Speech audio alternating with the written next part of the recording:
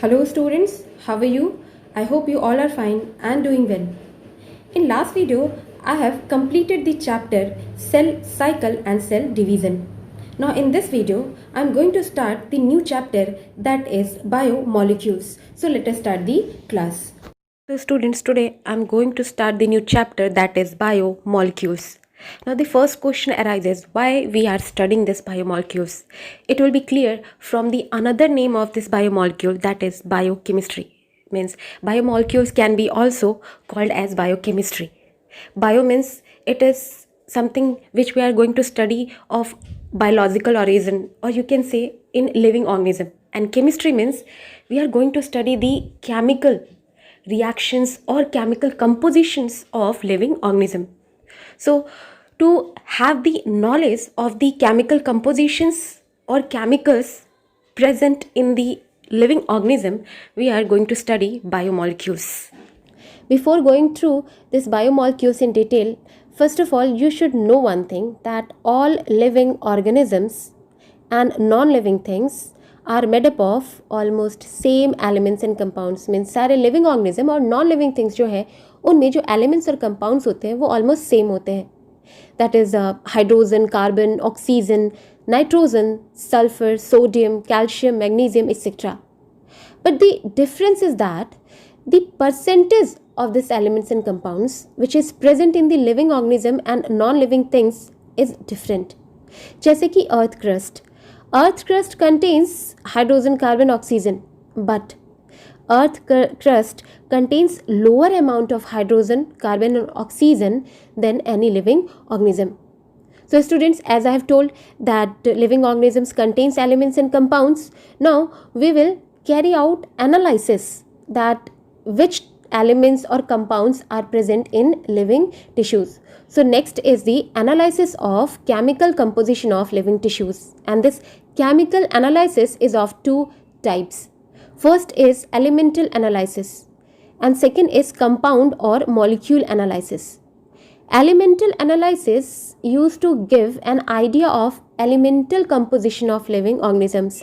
Means living organism में कौन कौन से elements present है, जैसे कि हाइड्रोजन, ऑक्सीजन या क्लोरीन, कौन कौन से elements present है, इसका idea जो है हमें elemental analysis से मिलता है. And compound or molecule analysis gives an idea of the organic and inorganic constituents present in living organism. See कौन कौन से organic और inorganic compounds present है, constituents present है living organism में.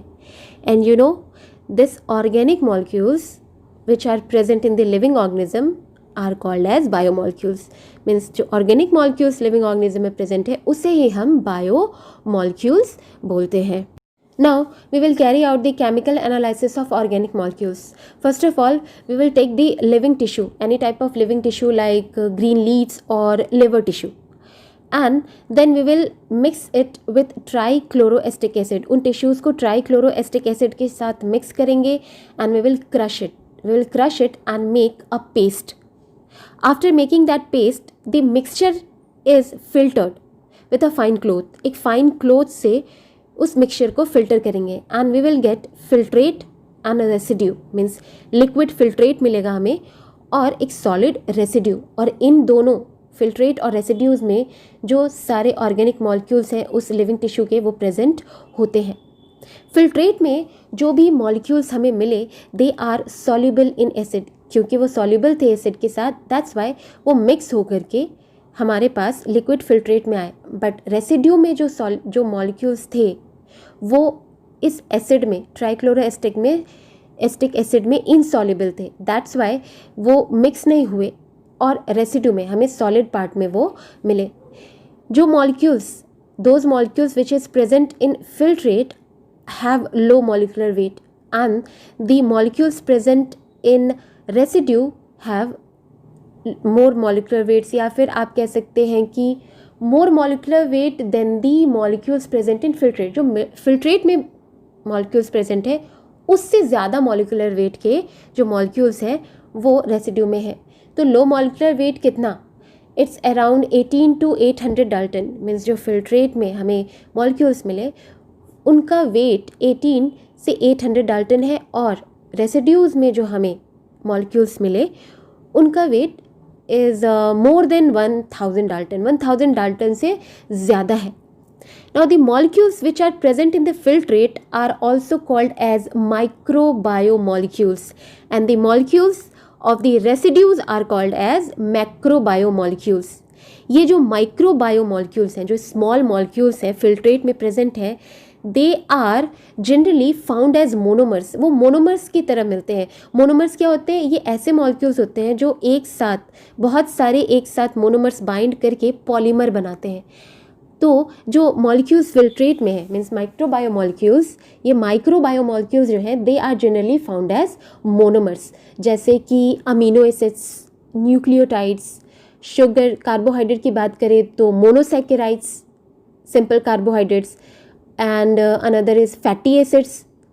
और रेसिड्यूज में जो हाई मॉलिक्यूलर वेट मॉलिक्यूल्स मिले हैं which are called as macrobiomolecules are generally found as polymers. Means जो मॉलिक्यूल्स फिल्ट्रेट में मिले हैं उन मोनोमर्स से कंबाइंड होके जो पॉलीमर्स बनते हैं वो ही पॉलीमर्स हमें रेसिड्यूज में मिले हैं. जैसे कि अमीनो एसिड जो कि एक मोनोमर है, बहुत सारे अमीनो एसिड्स जुड़कर बनाते हैं polymer, that is protein. So residue में जो हमें मैक्रोबायोमोलिक्यूल मिला है वो क्या है? प्रोटीन. इसके अलावा जो हमें मैक्रोबायोमोलिक्यूल्स मिले हैं वो है न्यूक्लिक एसिड, पॉलीसैकेराइड्स, इसके अलावा लिपिड्स.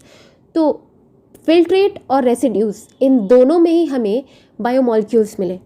और ये जो वो बायोमोलिक्यूल्स हैं जो फिल्ट्रेट में है वो मोनोमर्स हैं और रेसिड्यू में जो है वो पॉलीमर्स हैं. फिल्ट्रेट के मोनोमर्स ही कंबाइन करके रेसिड्यू में मिलने वाले बायोमोलिक्यूल्स या पॉलीमर्स को बनाते हैं. ओके. अच्छा, one thing you should know that lipids जो है, lipids have low molecular weight, means उनका जो मॉलिक्यूलर वेट होता है it is less than 800 dalton. इसके बावजूद I told that lipid is a macrobiomolecule. Y?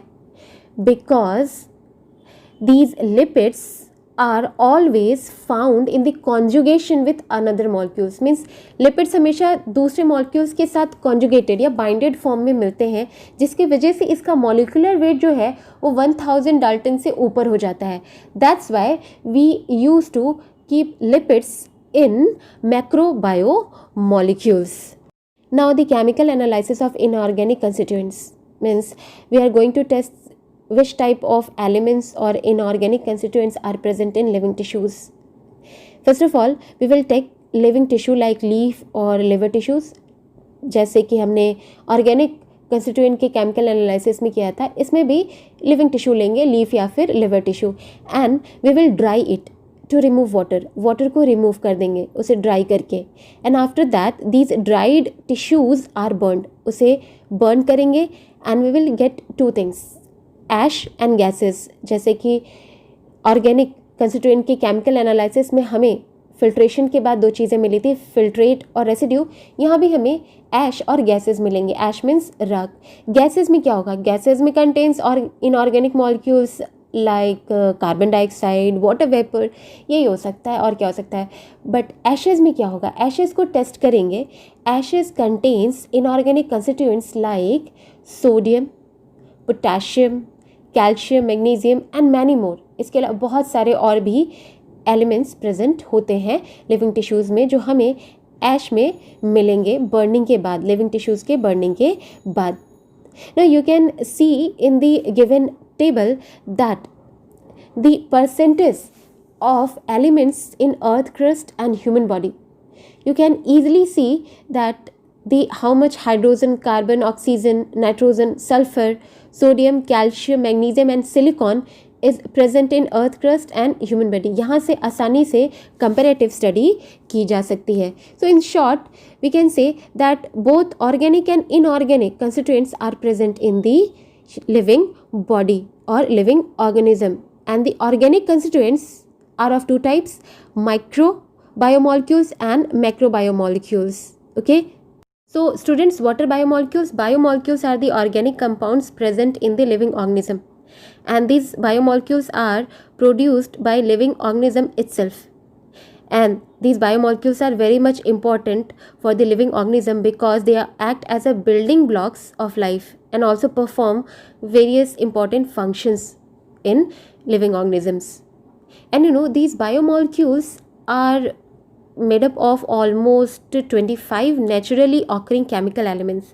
Means 25 naturally occurring chemical elements जो होते हैं वो सब बायोमोलिक्यूल्स में मिलते हैं. बट मेनली जो बायोमोलिक्यूल्स बने होते हैं वो 6 एलिमेंट्स के बने होते हैं. Means these biomolecules consist of mainly 6 elements, that is carbon, hydrogen, nitrogen, oxygen, phosphorus and sulfur. And nearly all biomolecules are carbon compounds, so they can also be called as derivatives of hydrocarbons. Hydrocarbons के derivatives भी कह सकते हैं biomolecules को, क्योंकि सारे के सारे बायोमोलिक्यूल्स जो है, ऑलमोस्ट सारे बायोमोलिक्यूल्स जो है वो कार्बन कंपाउंड्स के बने होते हैं. And one thing more, biomolecules contains at least 1 or 2 functional group. Now what is this functional groups? Exactly, functional groups are the groups of atoms that is present in that particular molecule which used to decide the specific chemical properties or the function of that molecule. किसी भी molecule का function क्या हो सकता है, means किस तरह के chemical रिएक्शंस वो कैरी आउट कर सकता है. तो जो केमिकल प्रॉपर्टीज़ है किसी बायोमोलिक्यूल्स का, वो ये फंक्शनल ग्रुप जो है वो डिसाइड करते हैं. So functional groups are the groups of atoms that is attached to that molecules which confirms the specific chemical properties of that molecules. So which type of functional groups are attached to the biomolecules? It can be alcohol which contains one or more hydroxyl group, means OH group. इसके अलावा it may contain, biomolecules contain the functional group amines having amino group, or aldehyde and ketones having a carboxylic group, and it may contain the functional group carboxylic acid which have carboxylic group. So these functional groups which are present in biomolecules determine the chemical properties of that biomolecules. And as we have studied in the chemical analysis of organic molecules that biomolecules are of 2 types, that is macrobiomolecules and microbiomolecules. It is according to the molecular weight. तो microbiomolecules जो है, small biomolecules, they are of low molecular weight molecules and they are found as monomers which combines to form polymers. या फिर आप कह सकते हैं these small biomolecules combines to form macrobiomolecules. Example में amino acids, nucleotides, monosaccharides and fatty acids. And the another type is macrobiomolecules which are high molecular weight biomolecules, and they are polymers which are formed from the small biomolecules या फिर microbiomolecules. Example protein which is formed from the polymerization of amino acid, then nucleic acids which is the polymer of nucleotides, polysaccharides which are the polymers of monosaccharides, and fats and lipids which are the polymer of fatty acids and other molecules. And these nucleic acids and proteins are information biomolecules, and the polysaccharides and lipids are the storage and structural biomolecules. Means macrobiomolecules को भी हमने 2 तरह के types में divide कर दिया है. एक ऐसे जो कि इंफॉर्मेशन बायोमोलिक्यूल्स का काम करते हैं, मीन्स मैसेंजर का काम करते हैं like nucleic acid and protein, और एक ऐसे जो कि स्ट्रक्चरल बायोमोलिक्यूल्स है जो स्ट्रक्चर बनाते हैं या फिर स्टोर होते हैं कहीं, and that are polysaccharides and lipids. Polysaccharides are the carbohydrates. Before going through the detailed study of biomolecules, you all have to know one more thing, that is primary and secondary metabolites. What are these metabolites? Exactly, metabolites are the intermediate products of metabolism. Now, from this one question arises that what is metabolism? Metabolism are the sum total of all the biochemical reactions which is being carried out in the living organism. Living organisms के अंदर जो भी chemical reactions जो हो रहे हैं उन्हें हम कहते हैं metabolism. And the metabolites are the intermediate products of metabolism. Metabolism के दौरान जो भी इंटरमीडिएट प्रोडक्ट्स बनते हैं केमिकल रिएक्शन से, उन्हें हम कहते हैं metabolites. Okay, now metabolism involves two types of reactions or pathways. First is primary metabolic pathway and second is secondary metabolic pathway. Primary metabolic pathway or chemical reactions are those which are directly involved in the normal growth, development and reproduction of organism, and secondary metabolic pathway or chemical reactions are those which is not essential for the growth and development of organism. And according to this two types of pathway, there are two types of metabolites, that is primary metabolites and secondary metabolites. The first, primary metabolites. These metabolites are produced by the primary metabolic pathway, and these are directly involved in growth and development and also in reproduction of organism. Means primary metabolites ऐसे metabolites होते हैं, ऐसे products होते हैं chemical reactions के जो कि बहुत इम्पॉर्टेंट है जो नॉर्मल ग्रोथ, डेवलपमेंट या फिर रिप्रोडक्शन के लिए ऑर्गेनिज्म में. And this primary metabolites are present in both plant cells and animal cells. Means ये जो प्राइमरी मेटाबोलाइट्स हैं वो प्लांट और एनिमल सेल्स दोनों में प्रेजेंट होते हैं. मीन्स आप ये कह सकते हैं कि जो प्राइमरी मेटाबॉलिक पाथवे है मेटाबॉलिज्म का, वो प्लांट और एनिमल दोनों में होता है, जिसके वजह से प्राइमरी मेटाबोलाइट्स जो प्रोड्यूस होते हैं वो प्लांट और एनिमल दोनों में होते हैं. इसका एग्जाम्पल है, प्राइमरी मेटाबोलाइट्स के एग्जाम्पल्स हैं amino acids, nucleotides, protein, sugar. Means ये ऐसे मॉलिक्यूल्स या मेटाबोलाइट्स हैं जो कि प्लांट और एनिमल दोनों के लिए ज़रूरी है नॉर्मल ग्रोथ, डेवलपमेंट और रिप्रोडक्शन के लिए. Now the second type of metabolite is secondary metabolite. These secondary metabolites are produced by the secondary metabolic pathway and these are not essential for growth and development of organism. And you know, these secondary metabolites are only produced by plants, fungi and microbes. Means ये secondary metabolites जो हैं वो plants में होंगे, fungi में होंगे और microbial sales में होंगे. अब सेकेंडरी मेटाबोलाइट्स हैं क्या क्या? Secondary metabolites are like alkaloids, terpenoids, ricin जो कि एक टॉक्सिन है.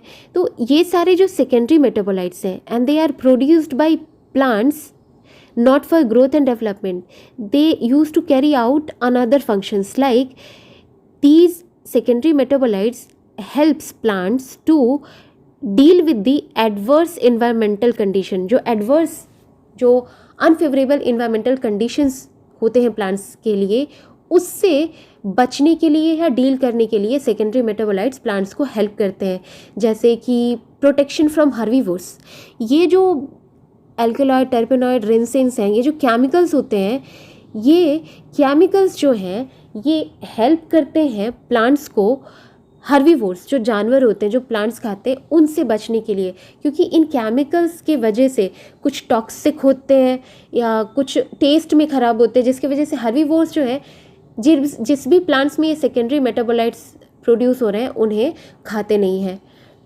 इसके अलावा जो सेकेंडरी मेटाबोलाइट्स हैं प्लांट्स में वो है रबर जो कि ह्यूमन बींग्स के यूज़ के लिए है. इसके अलावा है ड्रग्स, मीन्स मेडिसिन बनने के लिए जो भी प्लांट्स, कुछ मेडिसिनल प्लांट्स होते हैं तो जो वो केमिकल्स रिलीज़ कर रहे हैं जिसकी वजह से मेडिसिन बन रहे हैं वो सेकेंडरी मेटाबोलाइट्स ही हैं. इसके अलावा जो है स्पाइसेस, परफ्यूम्स जो बनते हैं, ये सारे जो हैं ये प्रोडक्ट्स जो हैं केमिकल रिएक्शंस के प्लांट्स में ये सेकेंडरी मेटाबॉलिक पाथवे या केमिकल रिएक्शंस से बनते हैं. तो ये सारे जो drugs, rubber, spices, perfumes, टर्पेनॉइड्स, alkaloids, ये क्या है? ये सेकेंडरी मेटाबोलाइट्स हैं, जिसमें से रबर, ड्रग्स, परफ्यूम्स ये सारे जो है एनिमल्स के, स्पेसिफिकली ह्यूमन बींग्स के यूज़ के लिए होते हैं. So that's all for this video. In next video, I will start discussing one of the microbiomolecules or a small biomolecule, that is amino acid. Till then, stay home, stay safe, use mask, use sanitizer and maintain social distancing. Have a nice day.